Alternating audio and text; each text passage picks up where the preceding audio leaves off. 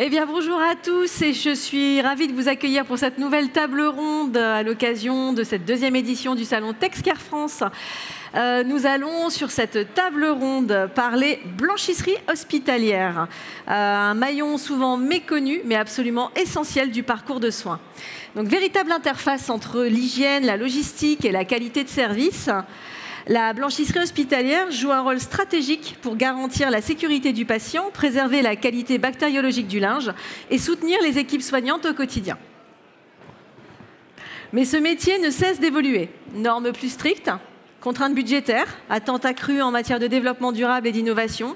Les blanchisseries hospitalières doivent aujourd'hui conjuguer efficience, qualité et responsabilité environnementale. Pour en parler, nous avons le plaisir d'accueillir Marc Drezen, directeur technique à la blanchisserie toulousaine de santé, acteur de référence sur le territoire, et également coprésident de l'URBH, l'Union des responsables des blanchisseries hospitalières, ainsi qu'Evelyne Thierry, qui est responsable de la fonction linge au CHU de Montpellier et qui est présidente de l'URBH. Bonjour. Donc, bienvenue à tous les deux. Donc ensemble, on va explorer comment concilier justement hygiène irréprochable, qualité de service, performance économique et transition écologique, tout en restant au plus près des besoins des soignants et des patients. Donc pour démarrer, je voudrais vous poser une petite question à tous les deux. Pourquoi la blanchisserie hospitalière est-elle un maillon critique du parcours de soins? Donc se lance qui veut. Evelyne? Alors, honneur aux dames. La blanchisserie hospitalière, c'est par rapport à la critique des services de soins, c'est que c'est surtout par rapport au parcours du patient. On est sur du coup un parcours patient qui passe par les services de soins, mais aussi par les services logistiques, dont nous. Et du coup, on est complètement intégré dans ce parcours. Et pour nous, c'est un maillon essentiel. Le cœur de notre métier, c'est le patient. Marc, si tu veux rebondir. Alors notre métier, c'est on peut être un irritant quotidien pour les soignants. Donc plus la fonction linge va fonctionner de manière routinière et répondant aux besoins, plus le soignant sera en position confortable pour faire son travail auprès du patient. Ok. Aujourd'hui, quelles sont les exigences réglementaires et normatives majeures pour vous? Alors pour nous, la norme essentielle, c'est la RABC, puisque du coup, on est précurseur de plusieurs guides sur ce sujet-là. Alors peut-être on peut juste préciser qu'est-ce que c'est que la RABC pour le coup, parce que là on a l'acronyme. C'est une norme qualité basée sur la bactériologie. L'idée, c'est derrière cette norme, c'est d'améliorer la qualité du linge d'un point de vue bactériologique. Et donc du coup, il y a une norme avec l'AFNOR qui a été rédigée depuis plusieurs années, qui a été revue dernièrement.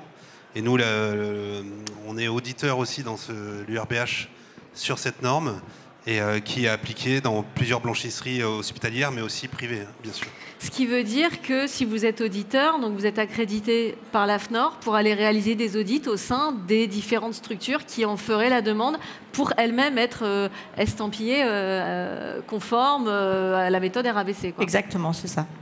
Des membres du CA de l'URBH ont été experts pour la rédaction de cette norme. On a des groupes de travail qui travaillent essentiellement sur cette thématique, puisque du coup, pour nous, c'est notre cœur de métier, rendre du linge hygiéniquement propre. Donc, c'est pour ça qu'on s'attelle à ça. Et là, vous parliez de la rénovation un petit peu, en fin de compte, de la norme. Il y a eu des gros changements qui ont été effectués? En fait, la norme, elle évolue constamment. Et pour pouvoir répondre en fait à l'évolution des pratiques, on a de nouveau édité cette année le guide des bonnes pratiques que l'on a donné à nos adhérents à La Rochelle et qui est en ligne sur le site de l'URBH. Ok. Sur les autres exigences réglementaires, on en a une majeure, c'est l'ICPE, l'installation classée pour l'environnement. Oui. Les blanchisseries sont généralement classées pour l'environnement, avec une maîtrise de nos rejets, maîtrise du bruit, maîtrise du risque incendie. Et souvent, nos blanchisseries se retrouvent désormais dans des secteurs plus industriels. Tout ça pour protéger la production en elle-même. Ouais. Ok. Alors, comment, au quotidien, est-ce qu'on s'assure de la traçabilité et de la sécurité bactériologique du linge? Alors nous, on a beaucoup travaillé là-dessus, puisque du coup, on a une traçabilité au quotidien dans nos process, dans notre blanchisserie. dans nos blanchisseries. Et on a aussi, dans nos fonctions personnelles, des prélèvements bactériaux que l'on fait normalement tous les trimestres, certains tous les mois. Mais normalement, la consigne, c'est tous les trimestres et on fait l'environnement complet de la blanchisserie, aussi bien sur le matériel que sur le flux, du textile. Donc on prélève aussi des prélèvements textiles, les mains de nos agents. Enfin, tout y passe. On a entre 40 points de prélèvement à peu près qui sont recommandés et auxquels on s'attelle à faire en fait pour pouvoir garantir cette hygiène. D'accord, donc ça j'imagine que ça passe par de la sensibilisation, très certainement aussi au niveau des équipes, pour qu'elles aient bien conscience justement des enjeux quand il y a ce genre de contrôle. Oui, ça passe par beaucoup de formations bien sûr, mais aussi une des forces des blanchisseries hospitalières, c'est la stabilité des effectifs qui fait que les procédures sont connues, formées et maintenues dans le temps.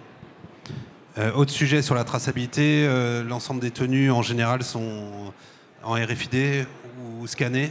Ce qui permet d'avoir la traçabilité pour les professionnels de santé. Et après, sur la sécurité bactériologique, souvent dans les blanchisseries hospitalières, c'est très conseillé, on rajoute des bactéricides dans nos bains de rinçage pour protéger le linge dans sa durée de vie derrière pour l'utilisation.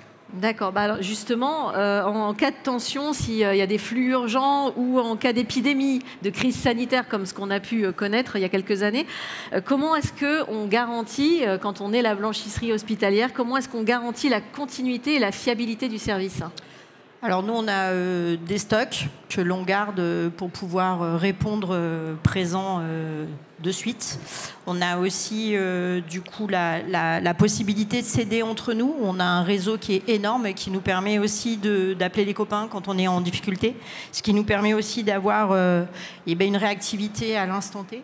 Et puis on a la chance d'avoir une continuité de service qui nous permet de garder nos agents et d'être qui soient présents en fait pour pouvoir répondre à cette épidémie ou pandémie qui pourrait nous toucher en fait. Oui, on y a été confrontés, donc je pense qu'effectivement, à l'époque, on peut quand même le dire, je pense que l'URBH a fait montre de toute sa capacité justement à être présente, à répondre présent. Oui, pendant cette période, beaucoup de médecins de ville ont été équipés par les blanchisseries hospitalières qui ne sont pas leurs clients habituels. Tout ça pour répondre aux besoins de santé publique du territoire. Et on a nos agents qui ont répondu présents aussi et qui ont été très fidèles et très loyaux envers les hôpitaux et qui étaient là malgré les difficultés et le fait de pouvoir détruire cette bactérie qui nous a quand même bien embêté quelque temps. C'est certain. Et qui nous embête encore d'ailleurs. Et qui nous embête encore. Marc, à la blanchisserie toulousaine de santé, quelle bonne pratique technique ou innovation de process est-ce que tu as mis en œuvre ? Ah oui, je te prends comme ça, pour renforcer la maîtrise de l'hygiène et l'efficacité opérationnelle. Alors, sur la maîtrise de l'hygiène, on a mis depuis 2010, sur 15 ans, dans le projet d'établissement du CHU de Toulouse, on a mis en œuvre des distributeurs automatiques de vêtements. Donc on est à 16 distributeurs actuellement.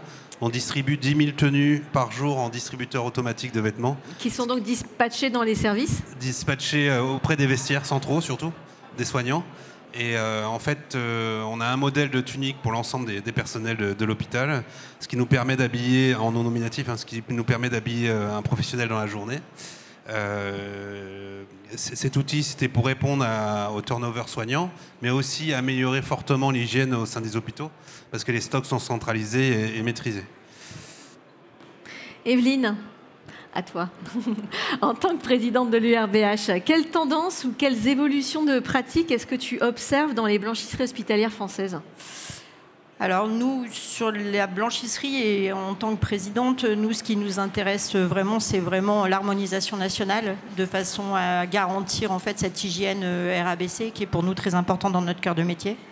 La digitalisation des processus et la traçabilité aussi RFID par rapport au pilotage de notre process et l'énergie aussi qui du coup est un combat quotidien à l'heure actuelle dans notre métier. Voilà, et puis plus globalement la stratégie d'achat de linge qui du coup commence à être pour nous un élément essentiel. Est-ce que tu peux préciser là-dessus ? Parce que je trouve ça extrêmement intéressant de venir sur cette question de l'achat du linge. Il y a suffisamment d'études, je pense, qui sont sorties, qui démontrent tout l'intérêt d'être bien sur du textile et pas sur du jetable, notamment. Peut-être que tu peux parler de ça ? En fait, sur le principe de la stratégie sur les achats, c'était aussi être éco-responsable. C'est-à-dire qu'en fait, on fait des achats qui sont plus vertueux, qui sont plus, du coup, en adéquation avec les services de soins, parce qu'ils évoluent très vite. Donc, du coup, on ne peut pas se permettre de faire juste du linge, juste un drap, quoi. Voilà.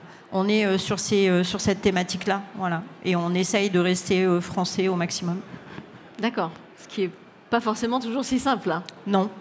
Non, mais ça nous permet, nous aussi, d'être plus engagés et plus vertueux dans notre métier. Oui, ça participe à la stratégie globale, en fait, en matière de RSE, justement, autre sujet qu'on abordera dans les jours prochains. Ouais. C'est ça. Marc, tu voulais ajouter quelque chose, je crois. Oui. Sur les évolutions, les tendances, c'est le développement fort du linge de résident dans les établissements de santé, lié au phénomène des familles qui sont de plus en plus éclatées sur le territoire, qui fait que la personne âgée ou la personne handicapée se retrouve un peu plus seule. Et donc, du coup, il y a une vraie demande de prise en charge du linge de résident qu'on n'avait pas il y a 10 ans, pas à ce niveau-là. Et là, il y a un vrai axe de développement pour les blanchisseries hospitalières sur ce secteur. D'accord. Il y a l'enjeu social aussi. On a de plus en plus de misère sociale, donc on doit répondre aussi à des demandes plus particulières avec des spécificités pour des gens qui n'ont rien ou pas grand-chose. Et nous, on est là pour répondre à ces besoins-là. Donc c'est vrai qu'on change aussi de casquette sur ce côté-là. Et Marc a raison, sur le linge résident, ça permet aussi d'habiller des patients qui sont au quotidien et de ne pas les laisser en chemise malade. C'est ça aussi notre pied de guerre. Ce qui oblige à une logistique assez bien rodée, j'imagine, parce que donc s'il y a effectivement un potentiel de développement fort sur ce type de structure, d'établissement, ça vous oblige aussi à repenser peut-être ou rationaliser encore la logistique. Alors, on est obligé de rationaliser la logistique, mais surtout de développer des nouveaux procédés qui permettent de répondre à la demande et d'un niveau de qualité beaucoup plus élevé que sur du linge de literie ou d'habillement classique. Oui, parce que là, l'article appartient à la personne. Oui, donc là, il y a aussi sur un côté plus pressing finalement. Oui, tout à fait. Ouais. Tout à fait, mais pressing en taille géante. Ah oui, pressing industriel. C'est là la plus grande difficulté. Oui. Voilà, donc mais au niveau national, en 10 ans, je peux vous certifier que c'est vraiment développé dans les blanchisseries hospitalières. Vraiment une activité à fort développement. Ok. Alors, question pour tous les deux. Comment la blanchisserie contribue-t-elle à la qualité perçue du soin par le patient et les équipes soignantes?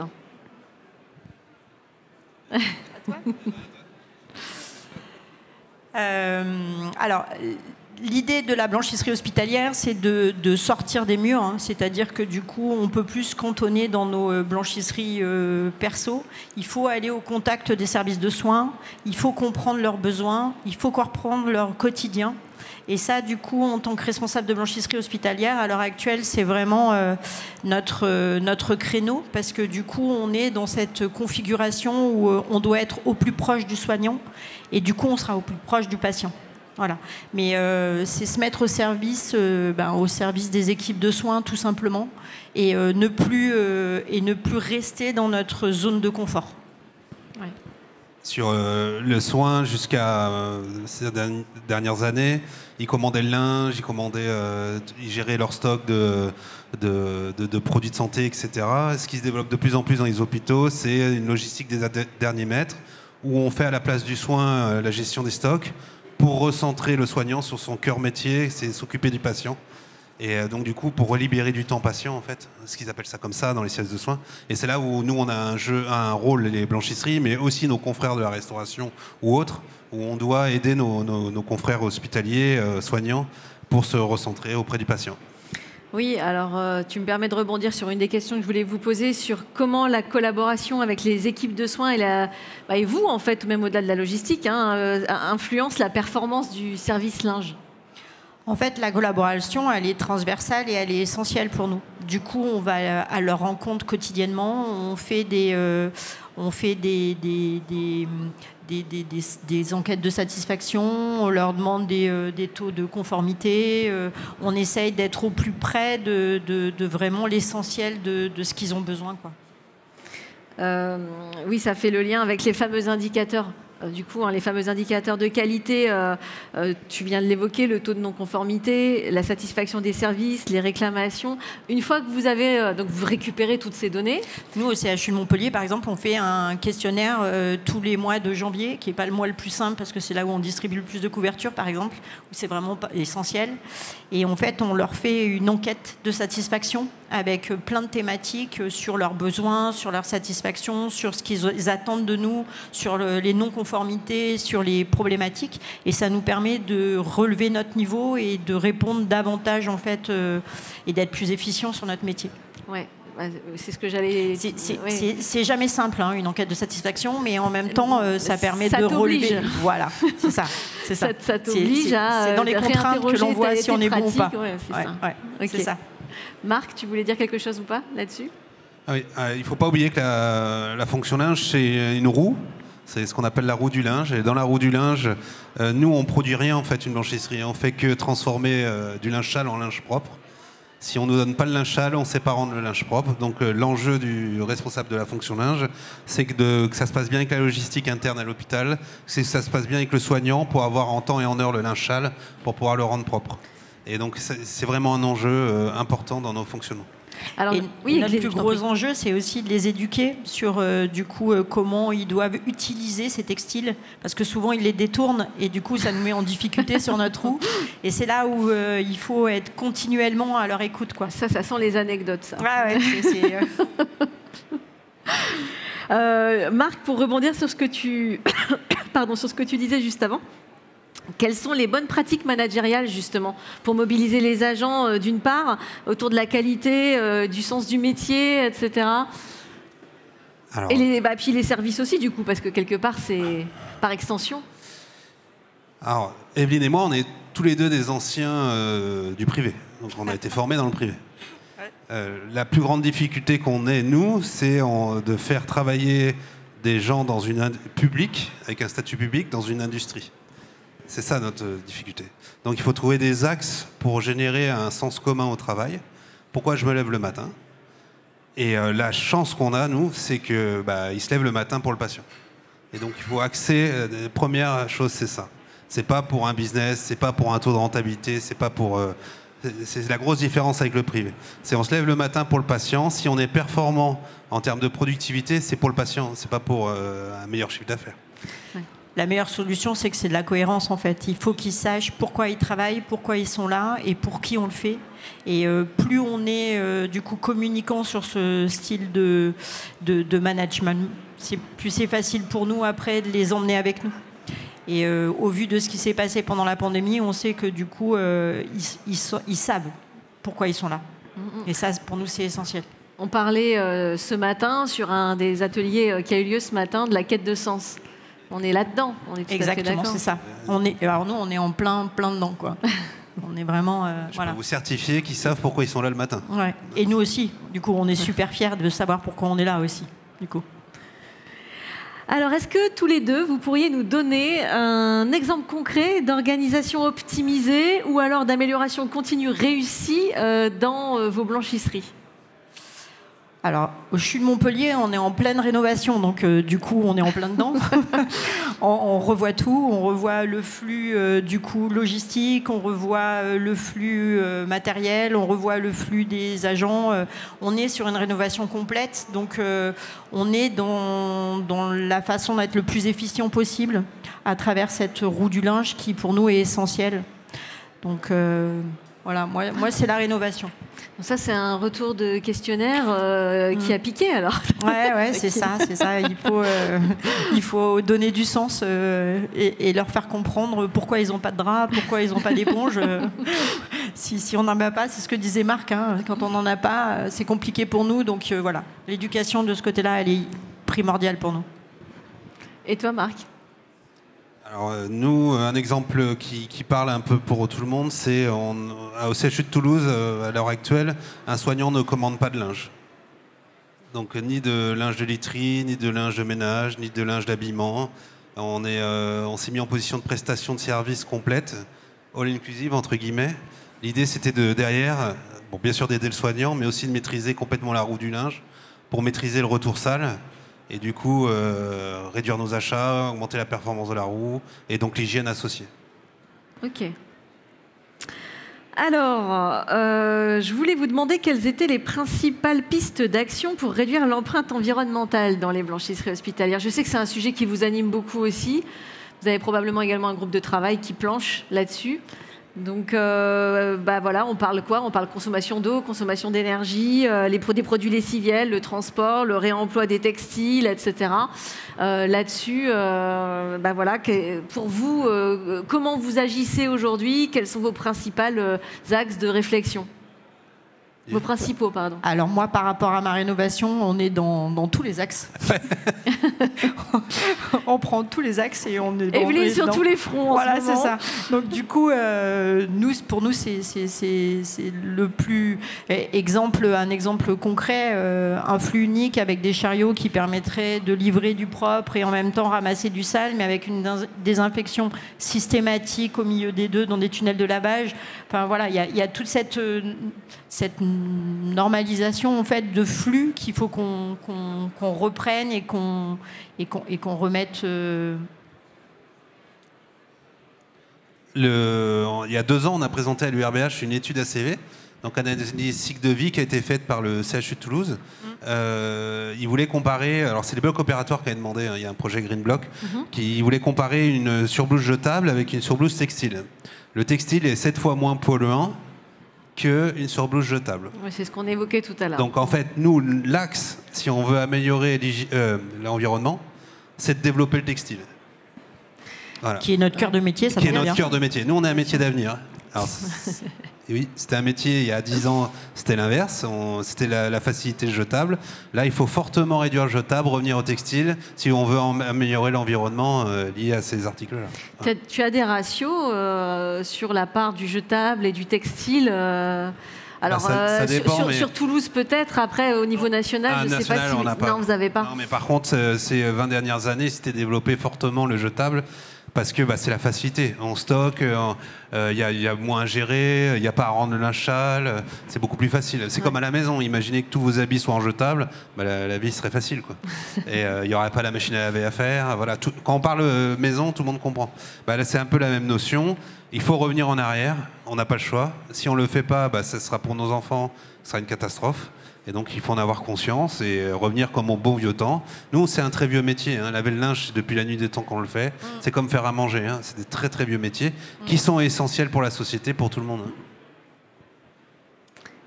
Est-ce que vous travaillez, et c'est une question rhétorique, évidemment, je me doute bien que oui, au-delà de ce que vous venez d'évoquer, sur justement, de manière très effective, sur la consommation des énergies, de l'eau? Ce sont des sujets qui préoccupent tout le monde, donc... Alors, on essaye d'être le plus économe possible, notamment sur l'eau, puisque c'est notre première matière première. Et du coup, on a plein de biais différents, et pour ça, on a des partenaires fantastiques qui peuvent nous aider. Et c'est grâce à des nouvelles technologies qu'on arrive à être le plus efficient possible. Il y a eu une modification aussi de décret au début d'année, qui vont nous permettre encore d'accélérer sur ce sujet. Il faut, pour réduire encore plus nos consommations d'eau. Souvent, une blanchisserie industrielle, on la voit comme polluante. Il faut savoir que ça pollue beaucoup moins que quand vous lavez votre linge à la maison. En gros, quand on fait... nous, on utilise entre 3 et 4 litres par kilo de linge. Ouais. Et on a des cycles de recyclage d'eau, du coup, de rinçage qui peuvent être, du coup, envoyés sur nos tunnels de lavage. À la maison, ça n'existe pas encore, mais dans quelques temps, forcément, on va les voir arriver dans nos maisons, quoi. Jeter l'eau directement à l'égout, alors qu'elle pourrait resservir, notamment à mouiller du linge. Elle est déjà chargée en énergie, en produits, voilà. Donc, c'est là où notre métier il a beaucoup évolué. C'est un métier qui évolue tellement vite que du coup on est constamment en train de rechercher des économies et énergie, eau, enfin tout. Pour nous c'est l'essentiel, quoi. Tu parles d'évolution et tu parles de partenaires fantastiques, dis-tu. Donc là, tu parles des fabricants, des fournisseurs, j'imagine, oui. Qui, on le sait, forcément, ont un rôle pivot dans toutes ces réflexions-là, dans toutes ces démarches. Je ne sais plus ce que j'allais vous demander, du coup, j'ai perdu le fil de ma question. Qu'est-ce que je voulais vous demander? Je ne sais plus. Ils sont fantastiques. Oui, ils sont fantastiques, c'est une chose. Non, c'est pas ça. Ça y est, j'ai retrouvé ma question. Est-ce qu'ils vous accompagnent également sur sur le déploiement. On a parlé traçabilité tout à l'heure et je voudrais aller au-delà et parler peut-être aussi d'intelligence artificielle. Ça commence à arriver. Ça commence à arriver. Ça commence à arriver dans les process, mais c'est pas encore, voilà, c'est pas quelque chose pour nous d'inné. Donc on est en train d'apprendre. On est des jeunes patawans qui sont. Il y a les premiers robots avec IA qui commencent à l'apprentissage du tri du linge par catégorie. Il y a des systèmes de pilotage de blanchisserie des flux en fonction des besoins d'expédition. C'est une IA qui va gérer les flux. Donc ça a été développé par un constructeur, mais ça vient tout juste d'arriver dans le métier. Donc je pense d'ici 4-5 ans, ça sera bien développé. On n'a pas encore assez de recul pour vraiment... On attend que certains se lancent pour pouvoir avoir les retours d'expérience. Ça vous laisse le temps d'anticiper aussi pour réfléchir peut-être. On parlait de management tout à l'heure, parce que c'est quelque chose qui peut aussi bousculer au niveau du management des équipes. Donc c'est pas mal, ça vous laisse le temps de préparer justement l'avenir. Comment est-ce que vous intégrez la durabilité du linge dans vos choix d'achat? Tu l'as évoqué tout à l'heure un petit peu, Evelyne, en disant que vous essayez majoritairement de vous approvisionner en France. Donc ça, c'est un des axes. Mais voilà, comment est-ce qu'il y a d'autres choses que vous faites pour justement favoriser cette durabilité textile? Alors nous, on est public, donc du coup, on est soumis au marché public. Donc on a des contraintes qui sont déjà bien déterminées et auxquelles on adhère avec des groupes d'achat. Et aussi, on peut faire des partenariats perso avec des marchés qui nous sont propres sur nos besoins. Mais je pense que c'est la valeur de chacun de se sentir responsable sur les éco-textiles de ce qu'on veut faire. Donc... petit à petit, tout le monde avance dans le même sens, mais on est dans cette nouvelle génération où on essaye au maximum de contribuer, en fait. Voilà. Marc ? Ce qui va pouvoir beaucoup changer les choses aussi, c'est les critères sur les marchés publics, où il faut avoir une vision d'utilisation du linge et pas une vision que du coût d'achat de l'unité. Qui peut être parfois une erreur parce qu'on a eu des périodes où par exemple les draps étaient sous-traités au Pakistan mais leur durée de vie était de 50 lavages au lieu de 80 à 100. Donc ça c'est à intégrer dans les marchés. C'est très très dur pour les acheteurs d'intégrer ces données-là parce que eux, ce qui est chiffrable, c'est la performance d'achat en elle-même financière. Par contre, c'est en train d'évoluer. On a des marchés qui apparaissent sur les centrales d'achat qui n'existaient pas avant, qui sont des textiles plus techniques, un peu plus chers, mais qui ont une durée de vie plus longue. Donc c'est en train de se développer. Ça veut dire qu'il y a une prise de conscience. Moi, je le lis comme ça. Peut-être que je me trompe, mais moi, je le lis comme ça. Est-ce que vous identifiez au sein de la filière des débouchés qui se structurent mieux, on va dire ça comme ça, en termes de recyclage à la fin, justement, de la boucle? Alors, le recyclage... C'est encore compliqué. Alors, le recyclage, pour nous, c'est un peu le nerf de la guerre. On essaye de trouver des solutions.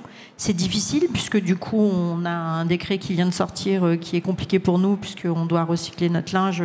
Et pour l'instant, il n'y a pas de structure qui soit en adéquation avec nos besoins, puisqu'on est quand même beaucoup consommateurs de textiles.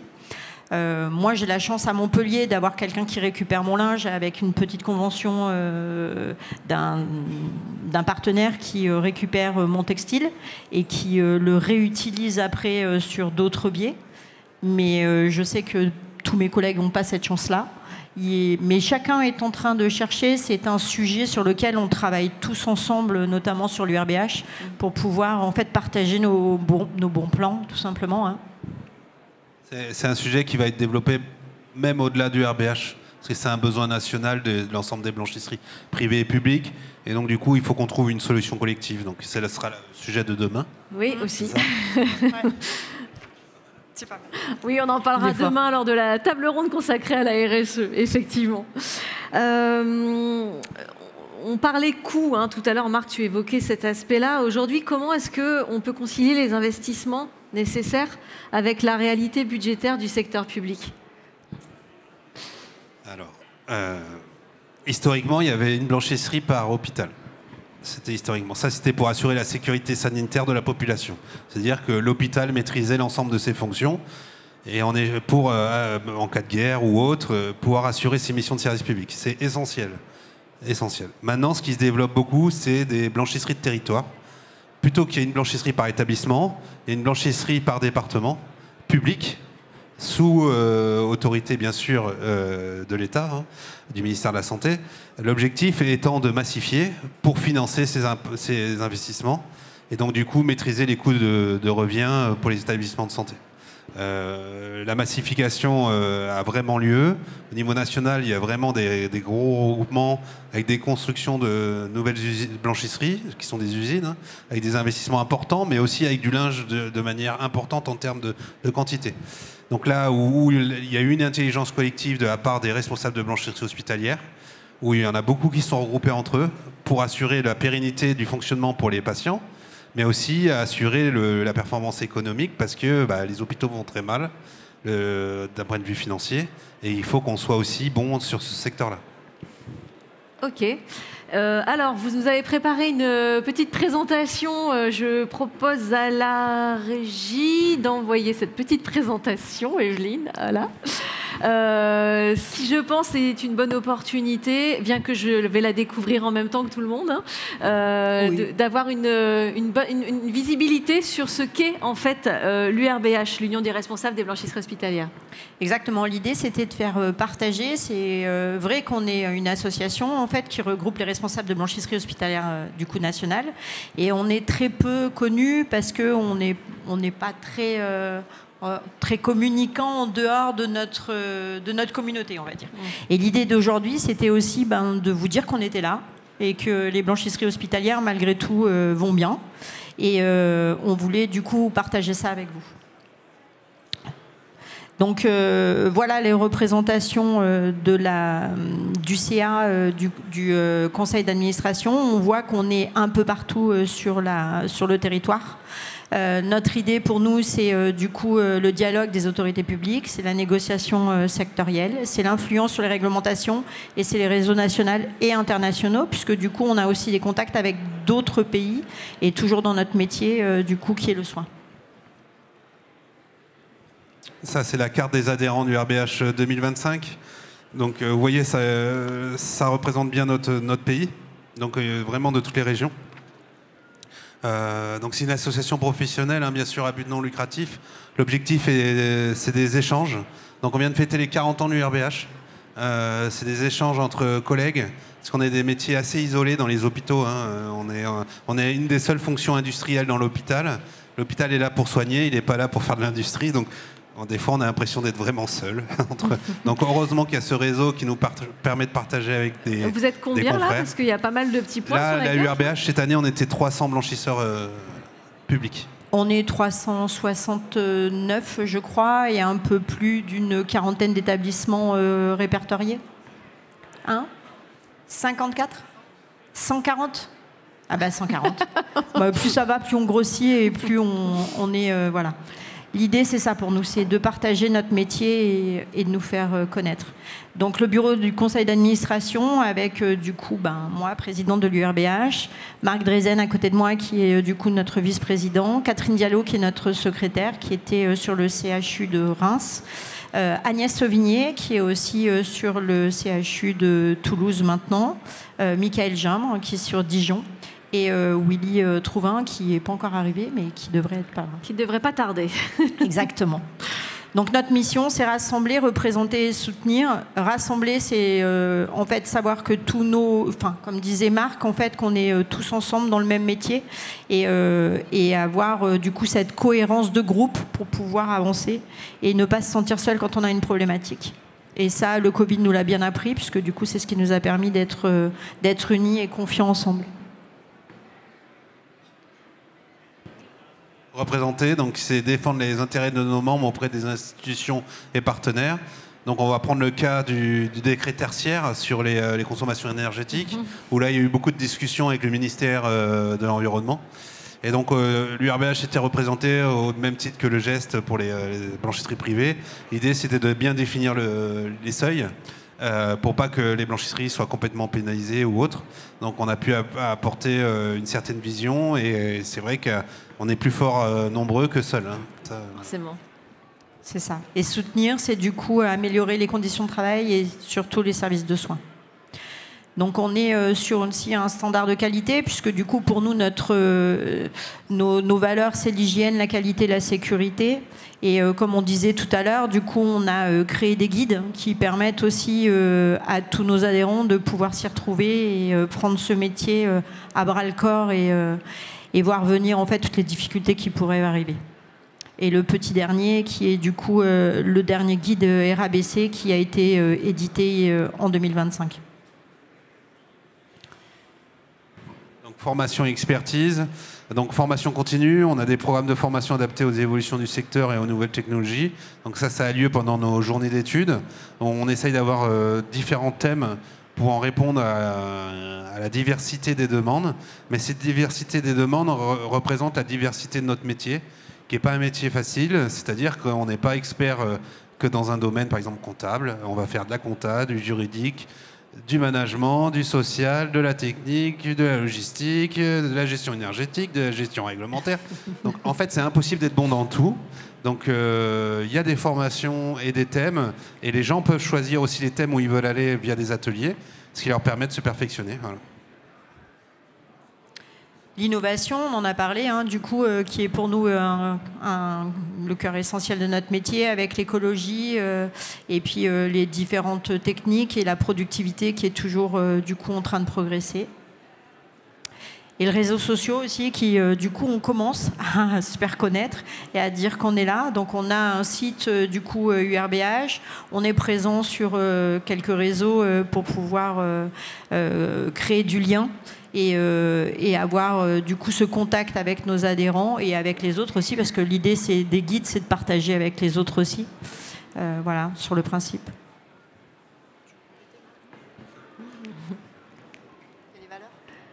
Je peux vous poser une question dans l'intervalle. En termes de développement du coup potentiel, le gisement, on va dire, d'établissements qui pourraient vous rejoindre, ça représente combien de structures qui pourraient encore venir grossir les rangs de l'URBH? En fait, il y a tellement de petites structures, si on parle ESAT, si on parle du coup EHPAD, si on parle... Voilà, à partir du moment où c'est du soin et de la santé, je pense qu'on n'a pas de limite. On Donc le médico-social, en fait. Exactement, ouais. Voilà, c'est ça. On n'a pas de... On n'a pas de périmètre sur lequel on pourrait pas... En blanchisserie pure, on estimait dans les 600 blanchisseries. D'accord. Voilà. C'était une estimation qu'on s'était faite entre nous. Mais après, on n'est pas du tout dans une démarche de... Et dans les 600, du coup, tu inclus justement tous les établissements médico-sociaux dès lors qu'il y a une activité sur le soin. Alors, c'était plus des blanchisseries de taille un peu plus élevée. Plus élevée. Parce que si on ajoute tous les petits établissements, à mon avis, il y a un vrai potentiel. D'accord. Voilà. Et l'idée, c'est d'aller aussi les chercher pour leur dire qu'ils ne sont pas seuls. Et que, c'est pour ça que je pose la question. Voilà. C'est pour ça, du coup, c'est qu'on ne fait pas l'URBH qu'à travers les grosses blanchisseries qui font plus de 20 tonnes, hein, parce qu'il y en a quelques-unes maintenant, malgré tout. Des blanchisseries qui font plus de 10 tonnes, il y en a beaucoup. Plus de 20, il y en a de plus en plus. Marc, à Toulouse, fait quasiment 27 tonnes maintenant. Donc effectivement, on grossit de plus en plus et pour nous, c'est là aussi ce partage-là. Et on n'oublie pas en fait les petites structures qui font le même métier avec des machines à laver traditionnelles. Pas besoin d'avoir un tunnel pour être blanchisseur. On est blanchisseur à partir du moment où on a une machine à laver. Et pour nous, c'est important. Voilà. Les valeurs du RBH. Donc l'excellence, garantir la qualité du linge traité et la satisfaction des usagers. Donc ça, c'est un critère très important. La responsabilité, respect des normes d'hygiène, de sécurité et d'environnement. La solidarité, créer un esprit d'entraide et de coopération entre responsables. L'innovation, s'adapter aux évolutions technologiques et écologiques. Voilà. Ok, très bien. Alors j'ai encore des petites questions pour vous, qui rebondissent plus ou moins sur tout ce qu'on vient d'évoquer, de voir.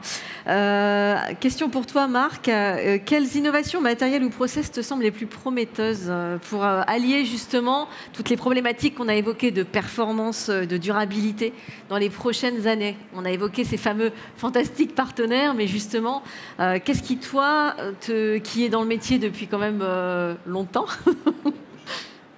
ça ne veut pas dire qui est dans le métier depuis longtemps, voilà. Aujourd'hui, je pense que tu peux avoir ce regard-là qu'est-ce qui te paraît le plus prometteur? Alors, Alors, moi, je suis un industriel, je suis un ingénieur en automatisme, donc je vais avoir un discours un peu trop industriel. Donc, la vérité, c'est que l'automatisation de certaines tâches difficiles à contraintes d'hygiène importantes et qui créent beaucoup de TMS va être l'avenir. Mais cet avenir devrait être accompagné par, bien sûr, une montée en compétences et en technicité des gens dans la blanchisserie. Je parle des techniciens de maintenance, où avant on réparait une machine avec une clé à molette, en gros. Maintenant c'est fini, maintenant c'est un PC, c'est des programmes, c'est des automaticiens. Et donc du coup, il va se développer de plus en plus de robots de tri automatisés. Mais ça, c'est joli quand on le voit, mais ça marchera qu'à une seule condition, c'est qu'on ait des gens autour qui soient capables de les maintenir et de les rendre performants. Okay. Par contre, ça sera une vraie évolution du métier, parce qu'imaginez tout le tri linge sale fait de manière automatique. Pour nous, c'est un vrai choc dans le métier. Donc ça oblige à une montée en compétences à minima. Mais ça va arriver, voire même il y a des seuils de blanchisserie où quand la massification aura fini les regroupements, bah là, vous aurez des seuils atteints qui permettront de justifier ces investissements. En fait. Et donc, avec cette montée en compétences d'une part, voire du coup l'appel à des nouveaux talents. Tout à fait. Ce matin, c'est pareil. On parlait de recruter, savoir séduire, générer cette attractivité qui n'est pas extraordinaire pour ces métiers. Et donc, demain, on va aussi avoir besoin de profils complètement nouveaux. Là, c'est beaucoup plus technologique qu'il y a 15 ans. On ne parle pas plus de la même chose déjà actuellement. Et là, c'est encore en train de s'accélérer avec la robotique, mais aussi l'IA. Et donc, vous avez deux sujets où là, il faut des compétences adaptées. Evelyne, tu veux rebondir là-dessus? Non, il a tout dit. Très bien. Alors, du coup, j'ai une dernière question pour toi. On l'a évoqué à travers du coup votre présentation. Excusez-moi, j'ai une petite quinte de tout. Fallait bien que ça arrive. On a évoqué le fait que l'URBH joue un rôle important de mutualisation des bonnes pratiques. Parce que là, on est d'accord.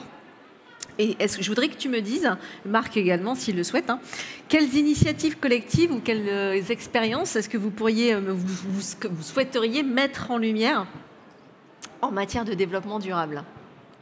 Alors nous, on a plusieurs groupes de travail, en fait, notamment, on ne fait pas que de la RABC, on fait aussi, on a d'autres groupes de travail sur la RSE, on a quoi d'autres, Marc? On fait la RABC. Tout le traitement des rejets. On fait le traitement des rejets, on fait les achats textiles, on fait le recyclage. Voilà. Et notre conseil d'administration, il est divisé en plusieurs groupes. Et du coup, on s'attelle en fait à essayer de répondre à nos adhérents le mieux possible en répondant à des questions qui se posent et qui, du coup, avec qui on partage après sur l'ensemble du territoire. Il y a aussi tous les partenaires, les fournisseurs aussi, sur lesquels on travaille aussi en collaboration pour être éco-responsables, notamment les textiliens qui du coup sont pour nous essentiels et qui évoluent tout le temps avec, je pense, aux textiles qui sont plus respirants, plus bactériaux, qui sont pour nous toujours en évolution et auxquels il faut que nous on reste à l'écoute de tout ça. Donc c'est important. Quoi d'autre ? Sur le partage d'expérience, donc là, il y a eu beaucoup de travail ces dernières années sur le fait de sortir de nos blanchisseries pour améliorer la gestion dans les services de soins. Si on crée la confiance avec le service de soins, il va réduire sa consommation de jetables. S'il réduit sa consommation de jetables, on a un impact environnemental direct. Et donc la question est plus criante maintenant parce que le coût des déchets a vraiment augmenté. Donc là, ils se rendent compte de l'impact qui est important. Mais il a fallu qu'on explique à tous nos confrères que le métier, c'était pas que de gérer sa blanchisserie, en fait. C'était de gérer la roue du linge. Et donc, et sincèrement, en 15 ans, ça fait 18 ans maintenant que je suis à Toulouse, j'ai vu une évolution chez mes confrères où avant ils parlaient que de leur blanchisserie. Maintenant ils parlent plus de leur blanchisserie en fait, ils parlent beaucoup de leur hôpital. Mais rien que ce mot, ça veut tout dire en fait. Ça veut dire qu'ils ont pris conscience de l'ensemble et pas que de leur service. Que c'est un tout. C'est un tout. Voilà. Ouais. On a aussi beaucoup travaillé sur le benchmark aussi interrégional où en fait on peut partager du coup tous nos investissements, nos achats, nos retours financiers et puis ça nous permet aussi de pouvoir se comparer et de rester compétitif parce qu'à l'heure d'aujourd'hui on est en concurrence permanente et ça il faut pas qu'on l'oublie. Donc pour nous c'est essentiel et c'est pour ça qu'on est là aussi. C'est pour dire que on existe vraiment et on est aussi des concurrents, des vrais concurrents. Oui, même entre nous des fois. Même entre nous. Ouais. Oui, c'est vrai. Méfiez-vous. Très bien. Alors, je ne sais pas s'il y a des questions ou pas dans notre salle. Si oui, manifestez-vous. Pas de questions. Moi, j'en ai une. Désolée. Moi, j'en ai une. Evelyne, tout à l'heure, tu as évoqué les nouveaux textiles, en fait, qu'on peut voir apparaître. Est-ce que c'est quelque chose que vous observez? Est-ce que c'est une vraie tendance de fond, justement, toutes ces innovations? Parce que c'est de la technologie aussi, en réalité. Est-ce que c'est quelque chose qu'on voit vraiment arriver dans les services? Tu parlais de textiles, justement, bactériaux, par exemple. Marc, il a une expérience notamment sur les blocs où en fait il a un textile qui est du coup innovant. La seule difficulté pour nous, c'est ce qu'on disait tout à l'heure, c'est par rapport à nos budgets qui sont quand même assez restreints et comme du coup ça demande beaucoup d'investissement. Donc c'est une réflexion sur du long terme, sur le fait de partir sur des textiles qui sont différents que le blond traditionnel en coton, en polyester coton. Donc voilà, je vais laisser Marc en parler parce que je pense que lui, il a un retour d'expérience plus important. Oui, en fait, il y a une petite dame, une start-up à côté de Toulouse qui a développé un nouveau tissu qui est bactéricide et elle a déposé un brevet en lien avec le CNRS de Montpellier. Ce qui s'est passé suite au Covid, dans les blocs opératoires, il y a une grande crise au CHU de Toulouse et le CHU a voulu remobiliser ses effectifs et ce qui est ressorti des infirmières, c'était une volonté d'impact environnemental. Ils voulaient un sujet environnemental. C'était ce qu'ils appelaient le projet Green Block, mené par les médecins, le projet. D'accord. Voilà, avec les infirmières, et donc un vrai travail collectif. Et là, la direction générale nous a demandé d'apporter des solutions. Aidez-nous. Et moi, j'ai apporté la solution de tenues qui sont entièrement recyclées, qui sont fabriquées en local et qui sont issues de fils de bouteilles recyclées. Et donc ils portent ça avec une certaine viscose dedans et un vrai confort thermique aussi et bactéricide. Et donc au début c'était juste un test, sauf que les blocs ont voulu ça partout et on a équipé les 75 salles de blocs opératoires du CHU de Toulouse. Donc on n'a plus du tout de jetable dans les blocs. D'accord. Et donc par contre c'est un vrai investissement dans la durée. Oui. Où le produit avant était lavé 80-90 lavages, ce produit monte à plus de 200 lavages. Ouais, c'est la question que j'allais te poser. On trouve un équilibre économique, mais il faut être sûr de ne pas perdre notre stock, en fait. Il faut être sûr de pouvoir les récupérer. Ouais. D'où l'éducation. Oui, tout à fait. Ouais. Mais après, tout à l'heure, Evelyne, tu évoquais la question du budget. Justement, c'est un investissement.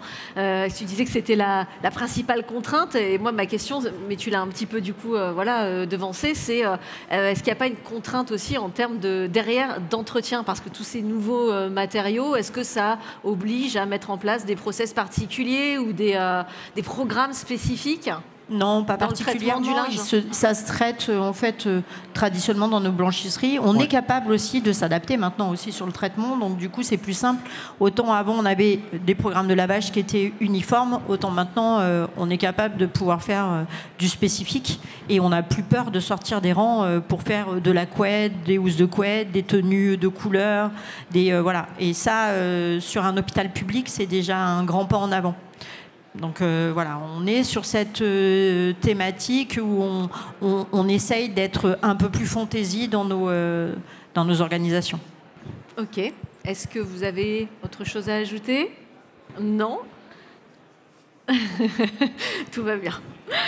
Écoutez, merci à tous pour ces échanges très riches. Ce qu'on retient, c'est que la blanchisserie hospitalière n'est pas juste un simple service support. Je pense que ça, on peut se le dire, que c'est un acteur central du parcours de soins, garant de la sécurité, de la qualité et désormais de la transition écologique.